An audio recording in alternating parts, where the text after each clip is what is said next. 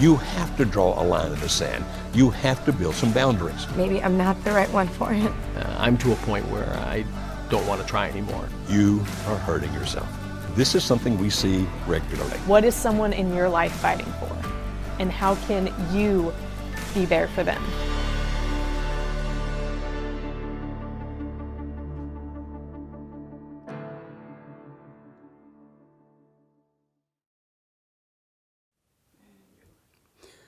One of the most common questions we get, but particularly when a couple is having some kind of troubles, maybe they're separated already, or at least they're in great enough difficulty that they don't know exactly what's going to happen. One spouse typically wants out in this situation. The other spouse is trying to save the relationship if he or she can.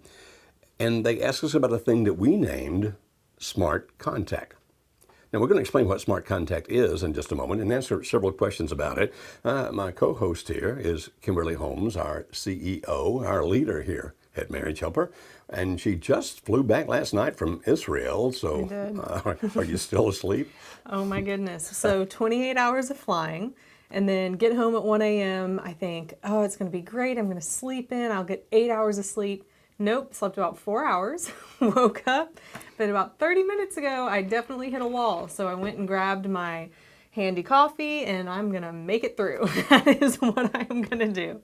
So apparently when you sip from that coffee, we're actually going to be giving a spot for a particular coffee company. I've turned it around. Okay, we're turning it around, so that makes no difference. So Kimberly, when it comes to this thing called smart contact, we get asked more about that probably than any other thing we get asked about. Mm-hmm. Can you explain to the folks here the general principle of what we mean by smart contact?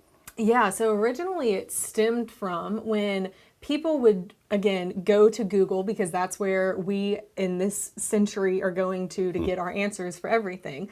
So when people would go to Google and they would start looking up, how am I supposed to talk to my spouse when they won't talk to me? What do I do when we're in the middle of a fight or separation or divorce or whatever it might be? And the prevalent articles and podcasts and the information that was out there said, well, you need to not contact your spouse. You need to, there's one of two extremes. Either number one, let them go. If they come back, they're yours. That's how you know. There's that whole thing. Somebody asked me that the other day. You know, I've heard all my life, if you love something, let it go. If it comes back to you, it's yours forever. If they don't come back, it never should have been yours anyway. And they asked me what I thought about that. And I said, there are all kinds of slogans and axioms and so-called wisdom that are idiotic, including that one. So we don't do that with our dogs. No. We go out and look for them. Oh, and we're not saying that your spouse is a dog. No. But, I mean, think about like any other thing in life. If our kid gets away from us at the mall, it's not like, oh, well, he'll find his way back. No, that's not what we do. So there's that side of it. And then the other side of it is, well, you need to be in front of them every day. You need to call them, text them, email them, something, because if you're not in touch with them, they'll forget about you. Or if you're not in touch with them, they're going to feel like you don't love them anymore, and therefore their heart is going to go elsewhere. So you need to hang on to that. And I think there's a saying people use with that one as well, but I can't remember it right now. I don't remember that saying either, but they're saying either you text every day or you call every day, you email every day. And interestingly, we often hear that the other spouse, the one that's pulling away or has pulled away, is saying, leave me the heck alone, don't bother me anymore. And yet some of these gurus are still saying, no, don't pay attention to that. You just still pour it on because that's the thing to do. Our conclusion is in between those two things. And we think it's smarter. As a matter of fact, that's when we call it smart contact. Yeah, and the interesting thing about this is it's not just something you can use for if there is something of a major crisis. A lot of times people are asking about this and using this for separation, physical separation or divorce in process. But this is also something that can be used for you and your spouse are in an argument. Maybe it's lasting for a couple of days, whatever that might look like. It's something people have used with their kids as well, of I'm not going to push myself on you, which is one side of this, but I'm also not going to ignore you either. Instead, I'm going to use this communication technique of being smart with the way I'm communicating with you. We could even call it smart communication.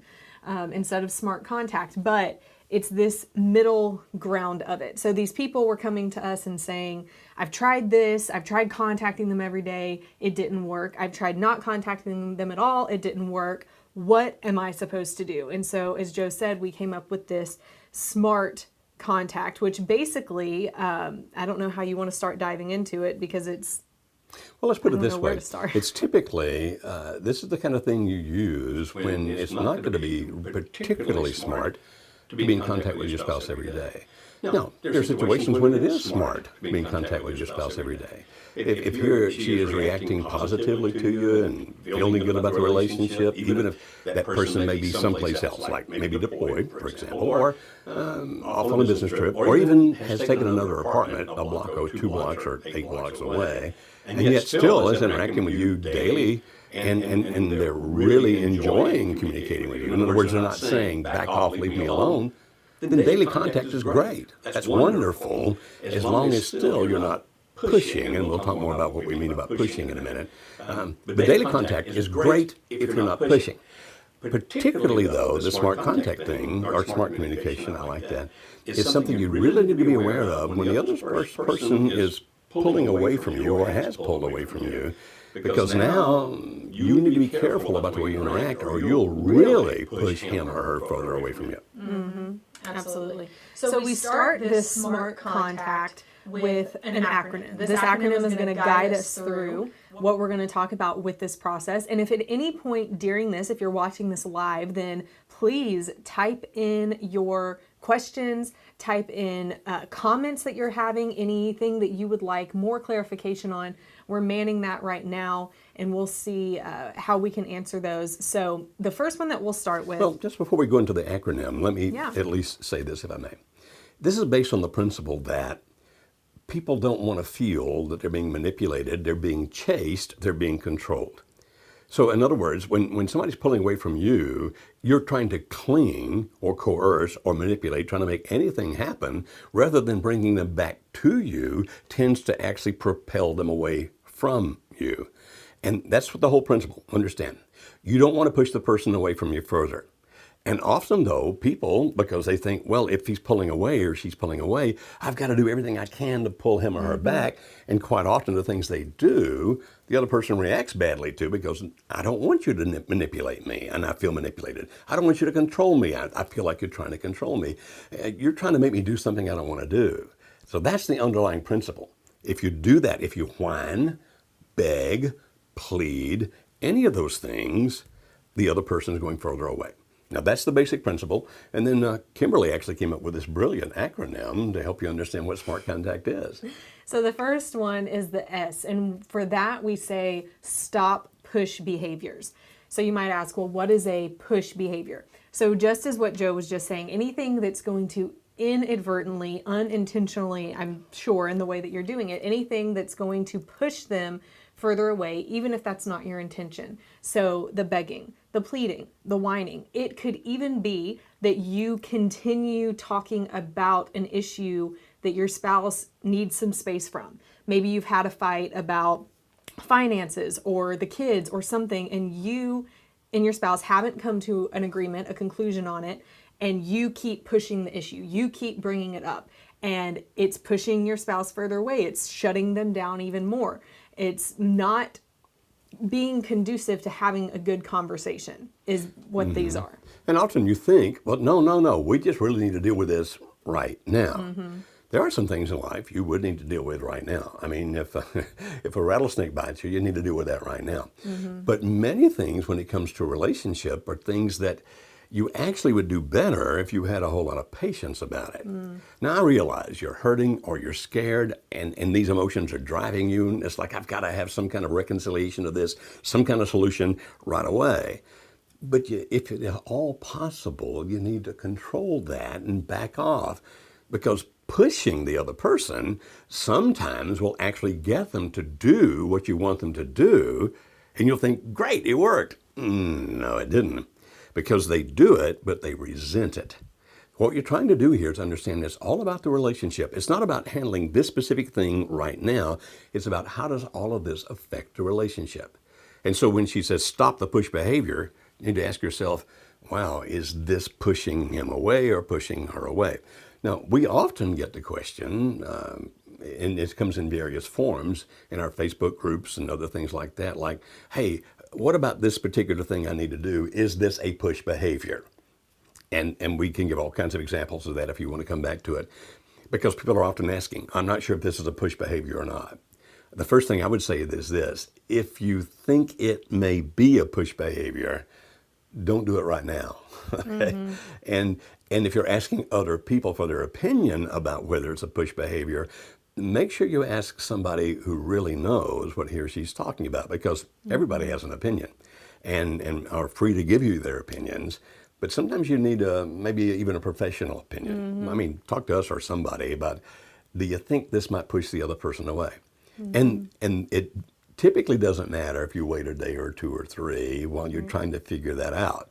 Are there situations where you might need to make a decision quickly? Well, sure, but typically not.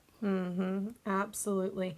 I can't tell you how many times Rob, who's my husband, so Rob and I may have been in a fight about something, a disagreement, and in me, I've wanted to address the issue, to push the issue, to find clarification, but there was something in me that said, you should probably wait a couple of days. This isn't an emergency. But then there was this other part of me that thought, but I want to do it right now. And that's the one that won out. That is, and I can't, every time I knew I shouldn't have done it, it always made things worse.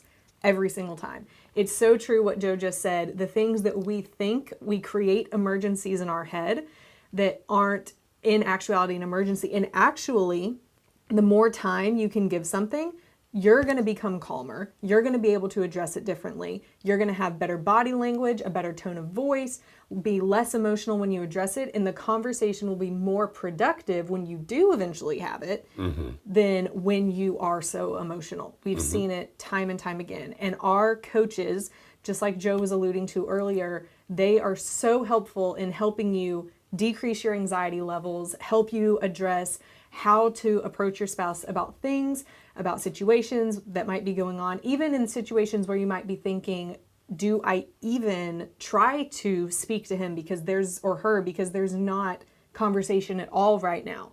That doesn't mean your marriage is over. That doesn't mean that there's not a way to get your spouse to talk to you. It just takes that good, guided, that expert help that someone from a third party who's a professional is able to provide, probably better than your sister, your dad, your mom, your best friend, who's going to be more biased in helping you along that situation. Because they love you.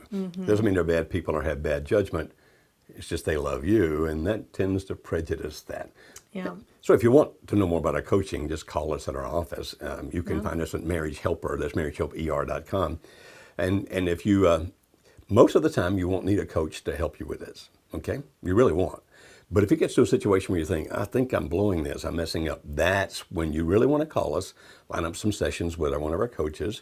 We have male and female coaches, whichever's more comfortable or convenient for you. And it's even better than if you try to go on like one of our Facebook groups and pose the question, because if you do, we're still only reading, an inch or two of information there and then trying to give a response. Yeah. Typically, in those cases, it's better if you think it's that big a deal, then call us and talk to one of our coaches who can listen, who can understand, who can get all the nuances, and then suggest, maybe you want to try it this way, maybe you want to try it that way. And they just had on the screen how to contact us. Yeah. Okay? I will say, as a quick, just little blip here, the people that I've personally seen do smart contact well are the people who have a really good grip on their own emotions and of the situation. So the people who are able to self-soothe, that's the only word I know how to use it right now. That's a psychological term. Can you explain that a little more? Still jet lagged. Well, basically it means you're not going to have chemicals, and some people do. And if you're taking medicine for anxiety, depression, don't hear me putting that down. No, If you need not at those all. meds, God bless you that you've got them, use them. But self-soothers are people that don't have to go run and find a bunch of support right now, whether that's chemical or any other way, including relational. It's like, okay, I can calm myself down. Right. It's a great trait if you can develop it. Right. So the people who aren't looking for instant gratification from things, who can practice patience, who those are the traits you want to increase in yourself as you're practicing smart contact. So the more you can increase those things, being patient, taking deep breaths, waiting, working on your own emotions, focusing on yourself, then the more success you're going to have in general with being able to practice this smart communication, the smart contact. So the S is stop push behaviors. The M is, okay, now I'm not going to do those things, but I still need, how am I going to talk to him? There's still, or her, there's still things we need to talk about. What does that look like? So we recommend for the M, manage business items together. And I put business in quotations because it doesn't have to be actual, you own a business together and that's what you're talking about. But some couples do. Many couples do. And so that could be it, but we're talking about things that are not marriage specific and not emotional specific. Do you want to? Yeah, basically, for example, like let's say you're separated and hubby is living one place and wife in the other place, and their thing is about the kids. Like, for example, the guidance counselor says, we're having some trouble with Charlie, he's acting out. Well, that's something that your spouse needs to know about. And so then you pick up the phone and you call and say, hey, I need to talk to you about Charlie. His guidance counselor called me. Is it okay? And the reason I would say, is it okay, is because you want to make sure that he or she still is not feeling manipulated. Like, oh, you're going to try to use this to make me feel guilty because we're separated. If you're going to manage business, manage business. Don't try to get any zingers in. Don't try to go like, even in implication, like if you were here doing what you need to be doing, this wouldn't be happening. Avoid that. It's truly about the business. Hey, here's the thing happening with our kid. Thought you might want to know about it. Is it okay if we talk about it? Because we might need to come to some solutions together. So it could be that. It could be having to do with your taxes that are due. Hey, it's time to file the taxes and I want to know how you want to do that. Almost every time, whether the contact is by text or email or by phone. And by the way, my preference, when possible, is face-to-face, although you may not always have that possibility, because then there's less likelihood of misunderstanding. The next after that, I would say phone, because at least you can hear the other person's tone of voice. Then, under that, I would go email, because at least you can elaborate. And then under that, I would go text, where you really can't elaborate much. But if text is the only way that he or she will allow you to contact, then that's the way you do it. You do with whatever is available. But the best is, hey, we got a problem with Charlie's guidance counselor called. Would you mind meeting me at the school to talk to the guidance counselor? She wants to talk to us. Or would you mind that you and I just meet down at Starbucks for about 15 minutes to talk about Charlie? I just want to talk to you about that. Or when you come to get the kids next week, can we cut out 10 minutes to talk about this? Do it without pushing. You still don't want to push. But whatever the business might be, whether it's taxes, kids, an actual business that you have together, anything else, it can even be you found out that his best friend has cancer now and you're not sure if he knows. And it's just like, hey, I've got some news about Fred. Can we talk for a couple of minutes? But always ask for the permission. But those kinds of times, it makes sense to contact the spouse. Now, here's the interesting, and I want to hear your point on this one. We get this one all the time, but tomorrow is our anniversary. And we haven't talked for, a month now, other than just to exchange the kids. What do you think about my sending an anniversary card? How would you respond to that? I wouldn't send it. and why wouldn't you send it? Well, first of all, a card, I might, if I were to do anything, I might give a quick call or send a quick text and simply say something like, hey, I'm really glad you've been a part of my life the past 10 years, whatever it is. But I wouldn't say happy anniversary. I still love you. Can't wait for you to come home. It depends on what stage you're in. There's the key. It depends on what stage you're in. Yeah. Because if you're still having at least some communication, that call that you talked about is a good call. Right. But if he or she has said, leave me the heck alone, then I wouldn't do it. Then even that call is Right. not appropriate. Because even then, especially if your spouse has said to you multiple times, you just keep berating me, you won't change, this, that, and the other, then doing that on the anniversary, they're going to see that as, see, you still aren't you're not listening to me. That's part of the problem. You're constantly just wanting to do what you want to do. You're not giving me my space. And so it can make things worse. But again, this is one of those situations where it depends. You've got to use some wisdom. You do have to use wisdom. And it's based on how things are going in the relationship right now. Okay. If it's that terse communication where it's pretty well leave me the heck alone, then leave them the heck alone, other than to manage business. If there is actually some communication, and then maybe that quick phone call, hey, just thinking about what happened 10 years ago, I just want to tell you how happy, as you said, that you've been in my life. That's it. You're done. Okay, no elaboration on that. And that's the wisdom you have to use based on how he or she is reacting to whatever communication you're having right now. But when they say, well, we haven't talked in a month, except when we change kids, we just say, hi, should I send an anniversary card? And my response is, I don't think I would. As a matter of fact, the general rule of thumb here, and understand we can only talk in rules of thumbs because situations are so unique. Most of this is more an art than a science. But the general rule of thumb is don't do anything that you fear has a great likelihood of causing a negative reaction. As a matter of fact, I wouldn't do it if I think it's even 50-50 likelihood it would create a negative reaction. I would only do it if I feel like, there's a pretty low likelihood that he or she's going to get upset.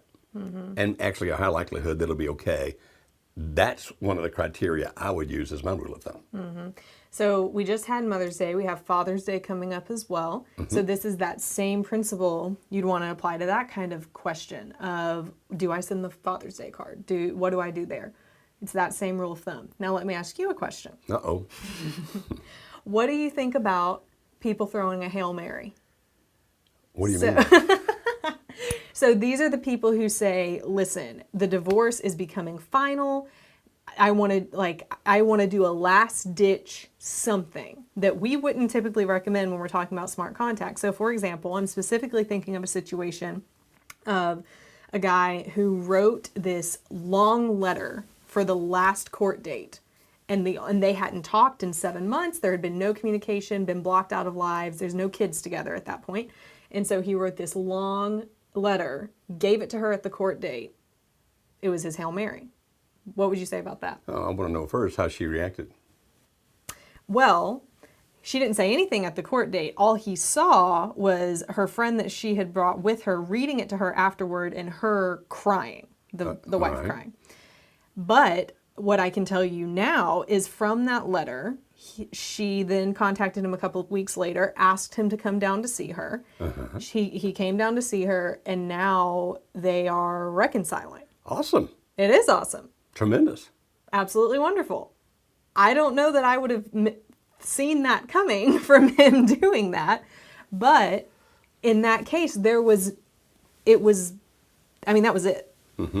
Which is another basic principle, which is that ultimately, no matter what anybody teaches you or suggests, etc., it's always ultimately your decision. And if that just felt like the right thing to do, like it just feels right that I should give this to her, she may react negatively, she might react neutrally, she might react positively, I don't know, but it's just in my heart, I just feel like that's what I need to do. Well, then do it. If that's what you feel, go for it. But understand, if you decide to do a Hail Mary like that, you need to be willing to accept whatever reaction comes. If the reaction is, how dare you, then don't get mad at her. Right. If the reaction is neutral, don't get your feelings hurt. If the reaction is positive, awesome, wonderful, that's a great thing. So that's how I would suggest that people do Hail Marys. Is that, first of all, just feel it in your own heart that you are convinced this is the right thing to do, no matter what anybody else suggests to you. And secondly, that you must, in advance, prepare yourself that this may not go well, and if so, you're not going to react badly to it. If it reacts well, if it gets a good reaction, awesome, wonderful. But you've got to be prepared. What if it doesn't? What if it has just the opposite? Absolutely. Now, since you said they didn't have children together, right? At that time, no. Okay, so which that meant that he had little or nothing to lose because he was not going to have any more contact with her, period. They didn't have a business together, didn't have kids together, and so this was literally the last shot. So what have I got to lose? Exactly. And sometimes when you've got nothing else to lose, why not? Just don't do anything stupid because you've got nothing else to lose. but I can see him. I can see why he did that. And if he had told me it's my last shot, no more contact because, et cetera, I might have suggested, sure, if that's what you feel in the heart, give it a shot. If it had been another person saying, well, no, we still have a lot of other things to talk about over the next 6 or 7 months, my suggestion might have been, maybe this is not the best time to do that. Right. But understand, we only give you ideas and suggestions, help you think things through. It is always your choice. Don't let anybody tell you what to do. Not your mom, not your dad, not your brother, your sister, your friend, not your counselor, not your therapist. Because you see, nobody has a right to tell you what to do because they don't have to live with the consequences of your doing it. Mm-hmm. You do. Mm-hmm. So ultimately, make your own decision. Yeah. So the first one, we had the stop push behaviors, manage business items together. For the A, we have allow your spouse to start conversations with you. Excellent. Yes. So in this is where a lot of people dropped off at first, where they would be practicing the no contact of, nope, this is his consequences or her consequences, whatever. When they try and talk to me, I'm just not even going to respond, which is just not smart. But it is your right. It is you your can right. choose to do that if you wish. We're not telling you that you're evil if you don't talk to them.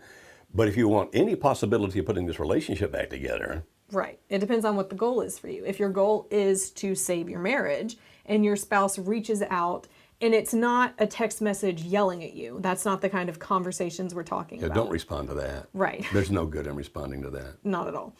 And we do get that question a lot.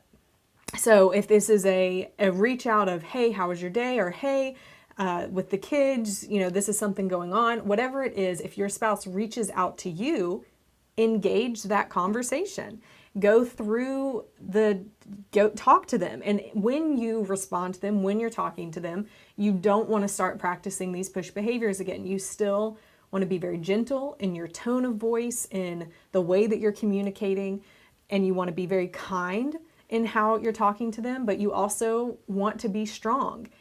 If you can, you don't want to just fall apart in the middle of the conversation. You don't want to let your spouse walk all over you either. No. This is really a fine balance in those three things: being strong, being calm, and being gentle.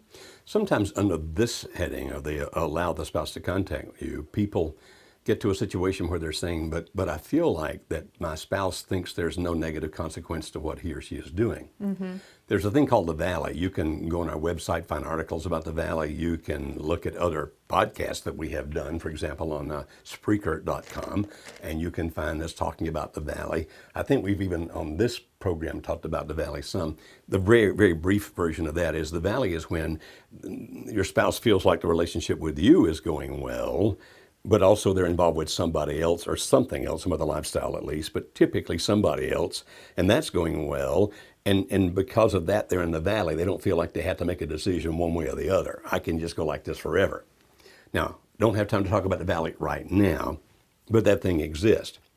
And sometimes people say, but wait a minute, if I allow my spouse to contact me, it's like I'm saying it's okay that you're still living with her. Okay. In reference to that idea, there is a time when there's actually value in letting the person stay in the valley if you can handle it, if it's not ripping you apart or not doing great damage to your children in some fashion. But there can be value in that because at least now in this communication, you have a possibility of reestablishing or reconnecting emotionally, and that would be a good thing. There's also a time when sometimes you just say, no, the valley can't continue anymore. There's got to be some consequences. And typically we suggest that you do that. Of course, you can do it whenever you wish, but we suggest that you do that when it's damaging you or your kids or even your spouse, physically, intellectually, emotionally, spiritually doing damage. Then it's time to pull the plug. But even then, even if you pull that plug and say, I'm not letting this happen anymore, there's still some value in allowing your spouse to contact you.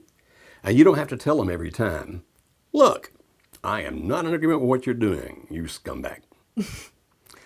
They can know that you're not happy with what they're doing. There's certain behaviors that you're not tolerating and allowing. But if you still have in mind to try to save your marriage, there's still value in allowing them to contact you if you can handle emotionally. Because now it's not the valley anymore because you've actually put some consequences in place. I'm not letting you do this without consequence. Here's the consequence. I filed for legal separation and now you've got to pay child support and alimony. Or I'm going to start the divorce procedure or whatever it might be. But you've made the consequences, which means technically you have stopped the valley per se. But he or she is still trying to contact you. If you can handle it and if you still want to save the marriage, there's value in letting him or her do that. Now you might be thinking, but what if they want to talk about what they're feeling or going through? If you want to do that, allow it. I suggest that if you can, you do. Because this thing, that lifestyle they're now involved with, or this person they're now involved with, at some point it's going to become unattractive. And the more that they've been able to share, talk, communicate with you, the greater the likelihood that whenever that starts falling apart, that you become the option they want to come to for whatever it is they need, including a relationship. Now, if you don't want the marriage to last anymore, don't do any of this. But still, even then, there's value in allowing your spouse to still contact you, even after you have ended the valley. So, Kimberly, I'm not sure I made that make any sense at all. So, I think you did a great job. Okay, so synthesize it in a sentence or two. Okay. So when we're in a situation where our spouse is in this, would you call it a holding pattern? We can do that. Indecision, this valley that Joe's talking about, and we're wanting to know how can smart contact, how do I do this in a way where they don't feel like I'm condoning what they're doing, that I'm completely fine with it. Basically we hold on as long as we can. So when they're in that valley and we can handle them being in that valley, then we still want to practice this smart contact for as long as we can, of being kind, being strong, being gentle in the way that we communicate with them, but also not using every chance we can to berate them for what they're doing, to remind them that how much it's hurting us, that they should have consequences. It's really, what I have a quote from you here is about how this process, this smart contact, isn't about withholding love. It's about demonstrating love in a way that doesn't push your spouse further away. Even when your spouse is in that valley where they're being indecisive, we want to make ourselves be the option that they would want to come back to when they come to their senses. I wrote that? You did write That's that. pretty smart. I like it. You did write that. And so the R? The R is, let me look it up. Respond in a way, which we've talked about, that is calm, strong, and gentle. When your spouse contacts you, respond in that way. And then the T is to take it one day at a time, which we talked about earlier, of that we can make things become these emergencies in our lives that we feel like we have to do it today. Or maybe today we messed up. We did push in some way. We did contact them and tell them about how much we miss them and how we just wish they would come home. Maybe we did something that ended up not making the situation go the way we wanted it to. That's going to happen. But guess what? Tomorrow's a new day. And this is about, if you were to look at a graph, you want to see a consistent trend upwards over time, or I guess to you all it would look like this, a consistent trend upward over time. While there's going to be a dip, if it's still going up in a general direction, then you're moving in the right way. We just don't want it to stay stagnant, or definitely not to go down. So if you're practicing these things day in, day out, I can tell you that I have been with Marriage Helper for 6 or 7 years now, and it's daily. I'm learning new things. I'm practicing these things, and it makes a huge difference when you're a learner of how to be a great spouse. Just like when you're in a profession, you want to continue to learn how to be a great accountant or learn how to be a great professor or doctor. You want to stay up on that research. We want to do that as parents. We want to do that as spouses too. And when you're doing that, it makes a huge difference in how you come across. Mm-hmm. And under that R, where you said respond in a way that's calm and gentle yet strong, don't lash back. Sometimes you'll want to, but don't do that. There's no value in lashing back. And And if you realize that you're about, let's say your spouse has contacted you, which we say under the A, allow the spouse to contact you, but you realize that the mood you're in today, this is not going to go well, then my suggestion is you gently get out of that conversation. Just say, hey, I got some things going on. I'd love to talk to you. Can we talk tomorrow? Get out of it. Because if you know you're in a bad mood already, if you know that your emotions are barely under control, then you know that if your spouse says the wrong thing in this communication, you're going to lash out, you're going to say something mean, you're going to do something you shouldn't have done. So head that off at the pass. If you know that's the great likelihood, somehow gently extricate yourself from that before it happens. And like Kimberly says, if you blow it, tomorrow is another day. Try not to blow it. Try not to blow it. But one day at a time, one day at a time. And don't go beating yourself up if you don't do this stuff perfectly. I don't know anybody that does it perfectly, but you should become pretty doggone good at it. Yeah. Really. Absolutely. Similar to how when we diet, when we're wanting to get in shape, it's this same principle of there might be a day when you blow it, but you don't want to, because if you just let yourself blow it, then you're not practicing those behaviors that are going to change your lifestyle, that are going to change your reactions, change you as a person.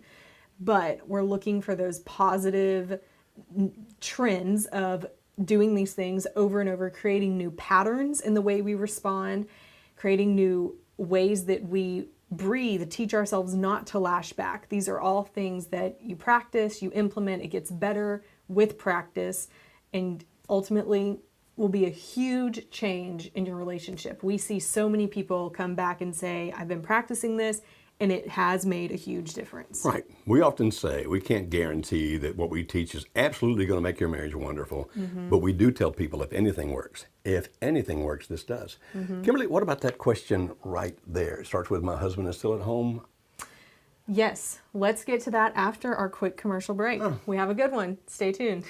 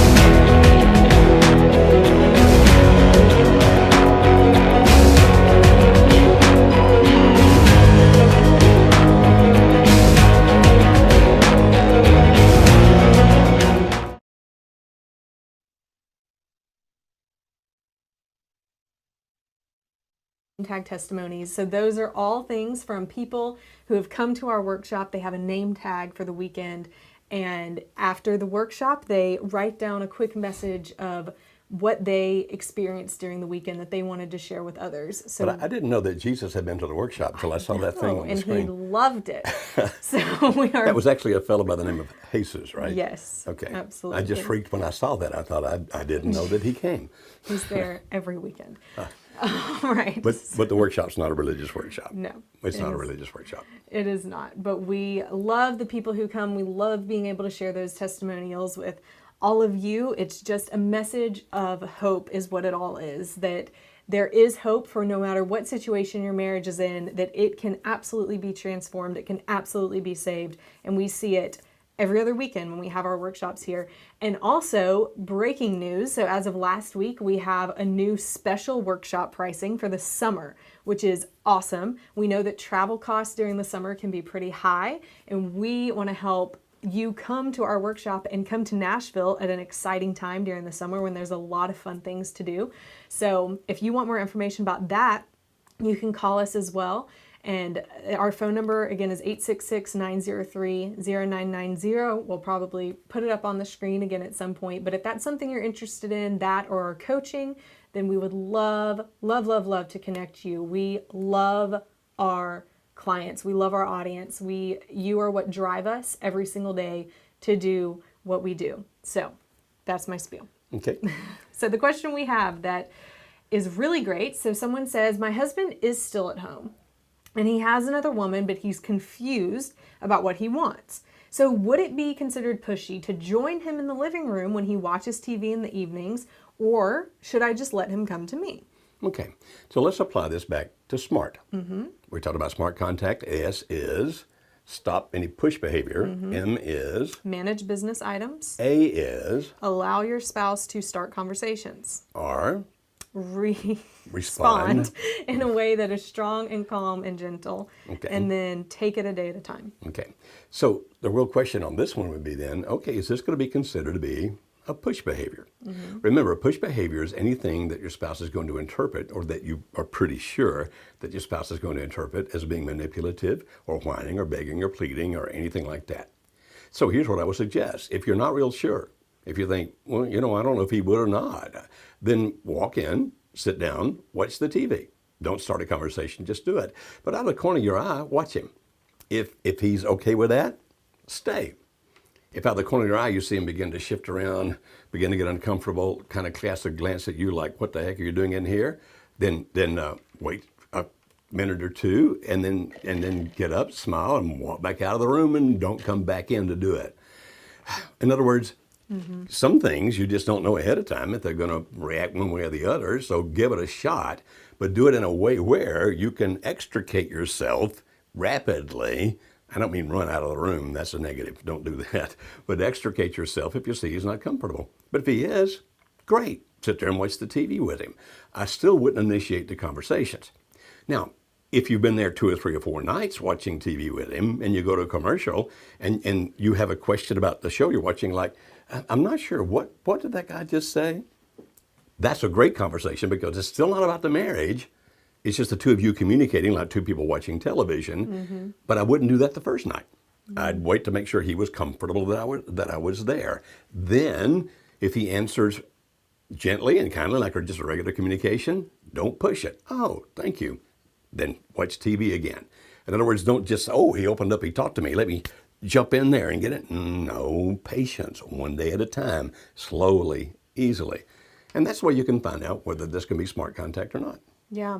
I love what you just said, Joe, because body language is a language. It's definitely a type of communication. And so if you're in a situation, which is again why we very much encourage that face-to-face contact, because you can read that body language. So yes. And you don't have to be an expert at it. No, you don't. You can tell. I mean, humans innately, we know what certain body language means. But your body language makes a difference as well. So when you're sitting on the couch, if you're sulking, if you're trying to do things with your body language to get attention or to show that you're sad or that you wish that things were different, that's again going to push him away. So you don't want to sit there and just kind of be turned away from him. Or if this was him, you don't want to be turned away from him. Or, you want to look happy, ultimately. So we encourage that as well. So that's a great question. And Joe, of course, gave a great answer. And there's a bit of a conversation that happened on the chat around this question. So someone responded to her and said, go to one of the weekend workshops, go to one of the marriage helper weekends. And a conversation happened after that about some people saying that they can't get their spouse to go because they've asked them once and they said no. This is another question we get a lot of, well, I asked my husband to do something with me, whether it's the workshop, whether it's coaching, whatever that might be, and they said no. That's not uncommon. And it also doesn't mean that the answer is indefinitely no. It means that it's no at that time, but there's definitely a time in the future you could bring it up again. I think a lot of people get very disheartened and discouraged when they ask their spouse to do something, they say no, and they're afraid to approach that again. What's your recommendation and encouragement on that? Well, I wouldn't be so persistent as to aggravate them. Oh, gosh, no. You don't want to just badger with them. People react badly to that kind of thing. But maybe something to think about here then is this. Everybody's favorite radio station is WIIFM. WIIFM, yeah, what's in it for me? If you begin to think about something that would benefit your spouse or that your spouse would feel as a benefit, then that's the way to come back at it the next time. So for example, if little Charlie, if you have a kid named Charlie, obviously, if little Charlie's having trouble at school and your parent says something about, we've got to figure out how to do this better, parenting, hey, then, they tell me that that's something we really can learn a lot about at that workshop. Now, it's not a parenting workshop. It is about marriage, without a doubt. But they say that every principle they talk about is applicable to how you parent your kids. And so there are a lot of people that come out of there saying, we learned about parenting a lot, about how to deal with our kids through this thing. And if you will, why don't you go with that purpose? Now, understand, they will talk a lot about marriage, so I'm not trying to deceive you. I don't want us to walk in the door and you get there and think, you lied to me. It's about marriage, but those principles actually help with the kids, or whatever it might be. Or if he or she, let's say it's a wife this time, and she says, after going through this debacle with you, I don't know if I can ever be married again because I don't think I know anything about how to be in a decent relationship. Then your response might be, hey, what they tell me is that even the people that decide not to stay married after they come out of the workshop, 99% of them still recommend the workshop and say it was one of the best experiences of their lives. And that you learn a lot about relationships. Now, I realize you may not want to continue a relationship with me, but I'm assuming at some point you'd want to have one. I'm not trying to lie to you. I'm not trying to deceive you. I would hope that you would decide to have it with me. But you can actually learn about that if we go to the workshop together. And if we go, I'm not going to browbeat you to stay married to me. I just ask that we go and listen to what they say and learn from it about relationships. In other words, I would look, if it were I would look for some opportunity where there's some benefit to the other person, and that's when I would bring it up again. Or even if they showed any hesitancy, like, I wish we could have worked this thing out at some point. Hey, me too. And we may never, but maybe we can at least learn what we did wrong. Let's go to that workshop. Surely by now you're getting the principle I'm talking about. You listen. You pay attention. And when you find him or her talking about something that you can tie to the workshop, then that's the time to bring it up again. Not to browbeat them, not to push it really hard, but to say, that can happen for us. Ultimately, of course, Kimberly, we know that sometimes people get their spouses to come to the workshop by saying, and if you come to the workshop, I'll do this for you in the divorce. A couple of things we recommend about that. Number one is don't offer that unless you really are going to give up that thing and not be mad that you gave it up. Don't offer something you're going to get ticked about that you offered later. Right. Secondly, I wouldn't use that as the first line of defense. I wouldn't use that as the first thing to try to get your husband or wife there. Now, many people do use that, and the spouses do come for that reason. But I would start where I said, by listening to other things they talk about and trying to tie it to one of those. That's how I would do it if it were I. Absolutely. That's great encouragement.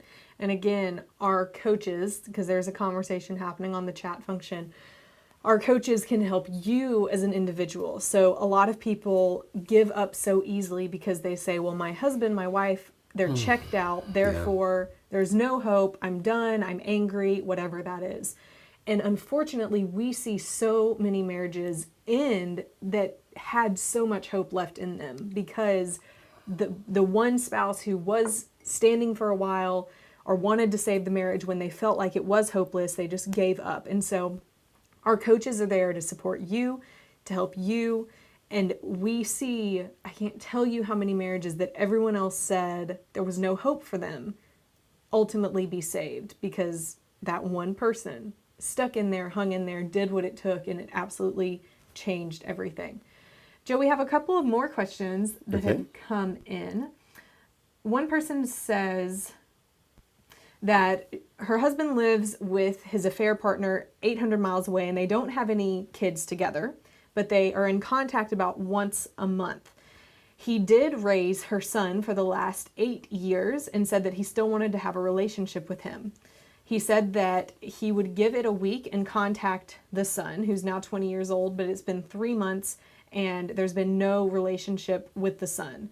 Is it guilt and shame, or how can any contact happen with him now that he's gone completely silent? Okay. I understand why you would ask a question like that, like, is it guilt or shame? We are people, particularly Americans, we are people who want to know why people do what they do. I guess that's one of the legacies of Freud. Sigmund Freud came along and started talking about understanding what's actually going on in people's minds, and we have evolved to that where now that everybody wants to know what's in the other person's mind. And what I need to explain here, if I can, if I may, is that I can't tell you why, and nobody else can tell you why, even though there are many people who'll tell you exactly why. What I mean by that is if you say to somebody, is my husband doing that because of guilt and shame?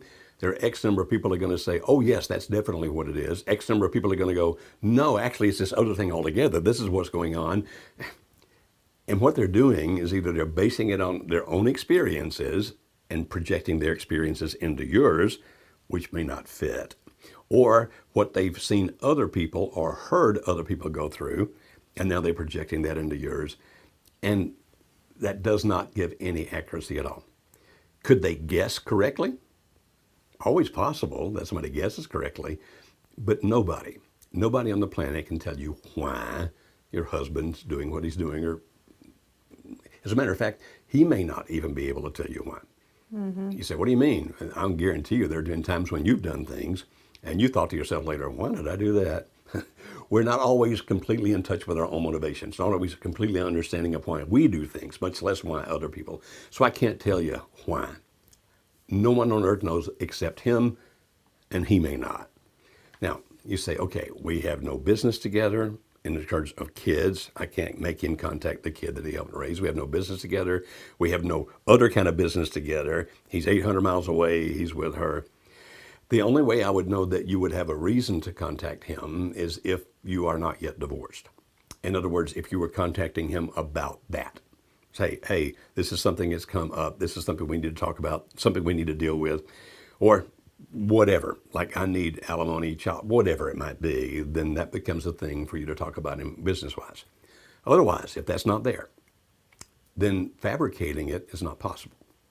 And I know this is frustrating, and I know people want us to say, tell me the thing I can do to make my husband or wife, who's way over there, that we have no reason to contact each other whatsoever because no kids, et cetera, what can I do to make him talk to me or her contact me?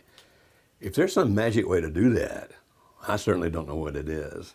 As a matter of fact, I don't believe in magic like that.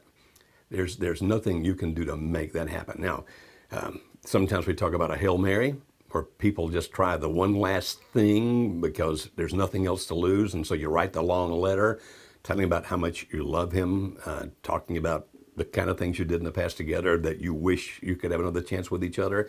And if there's absolutely nothing to lose with doing a Hail Mary like that, give it a shot.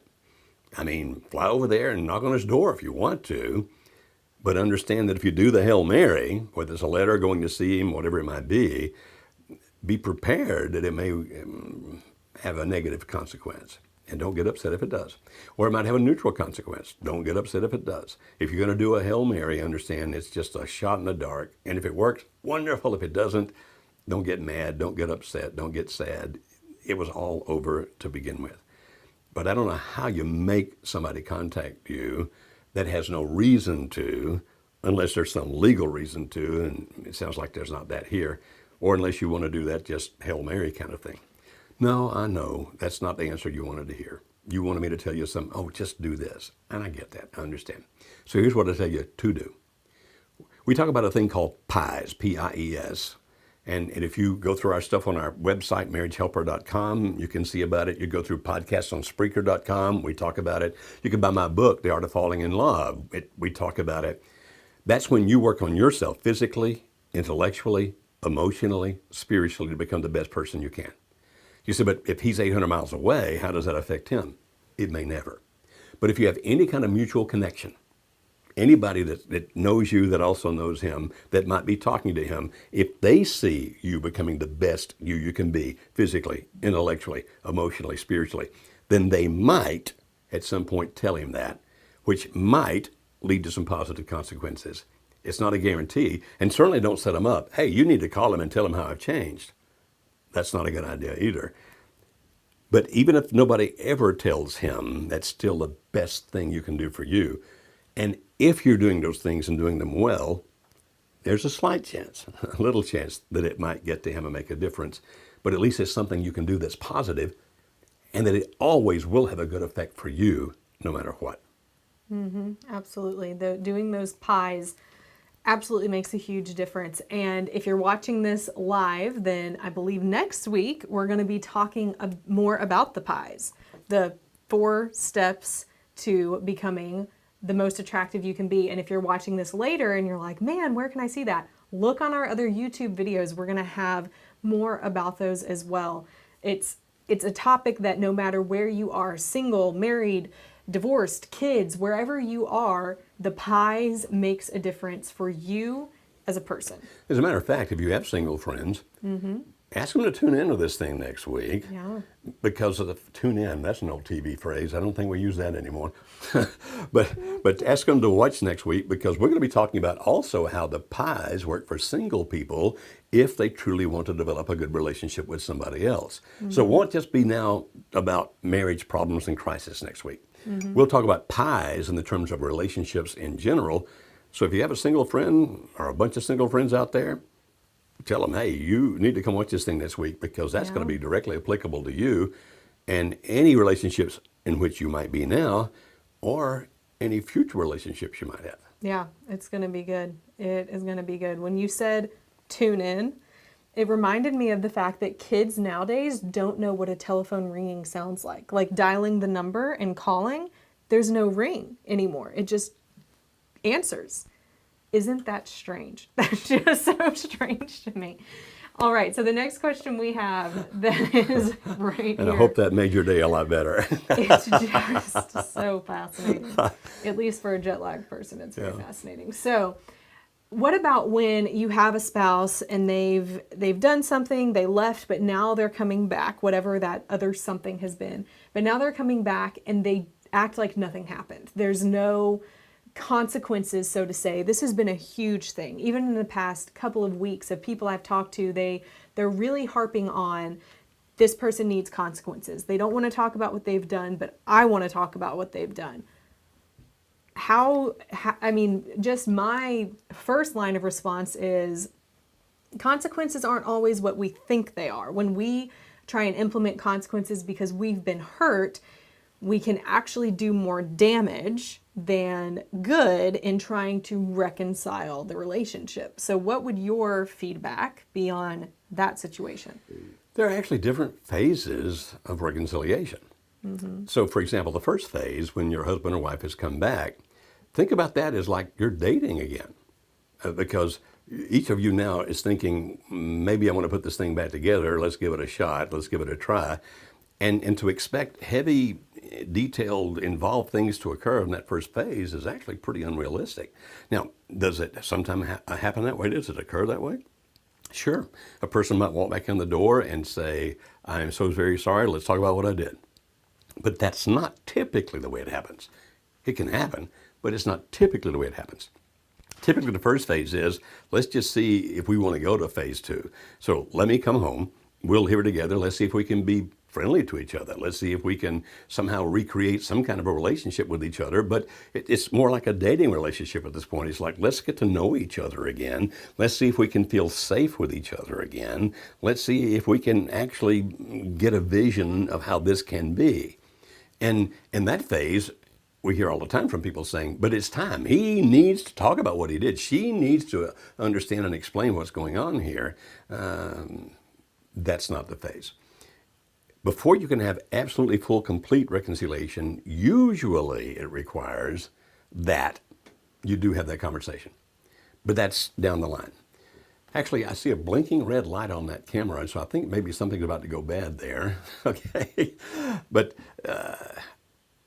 I guess what I'm trying to say is I don't have enough time to explain in great detail the entire reconciliation process.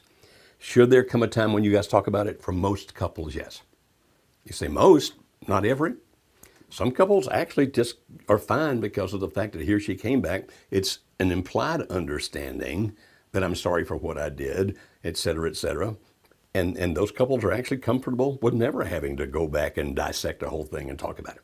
And for some, if that works for you, if it works for both of you, great. If one of you needs to talk, then that's going to happen at some point, or at least it needs to happen at some point. But don't think about that as being the initial thing. Let that be down the road a little bit. Expectations of what happens in early reconciliation should be very different than the expectations of what happens later in reconciliation. And so, Kimberly, maybe in a week or two, we can talk about the stages of reconciliation. Everything is about timing.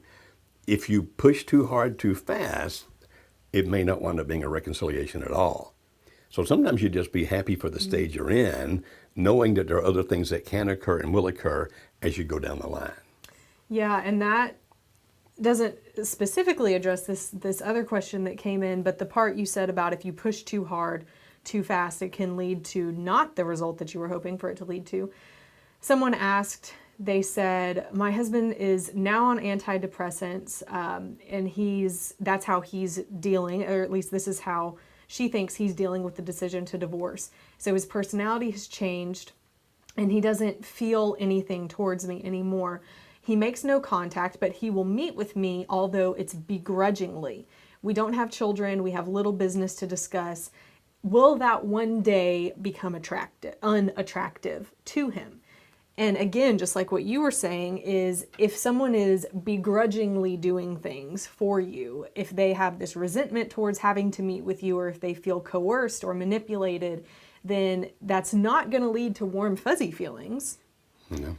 So again, you don't want to push things too hard, but you, just like Joe has said in the past and in other videos and in some other segments, is that you want to work on you because you can. There's not a magic solution. There's not one phrase you can say that's going to automatically change things, but you want to work on you. You want to reach out when you can, and when you do, you want to be strong, calm, and gentle and kind, but ultimately continue working on you, and don't push things if it doesn't feel like they're going in the right direction. Mm-hmm.